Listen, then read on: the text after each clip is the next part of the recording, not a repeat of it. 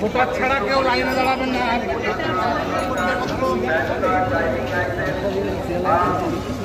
নির্বাচন কমিশন নির্দেশিত অন্যান্য যে 13টি সচিত্র পরিচয়পত্র আছে তার যে কোনো একটি নিয়ে ভোটদান করবেন অনুরোধ করা হচ্ছে এবং সংশ্লিষ্ট সবাইকে অনুরোধ করা হচ্ছে।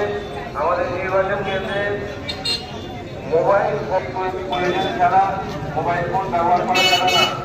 আপনারা কেউ মোবাইল ফোন নিয়ে প্রবেশ করবেন না।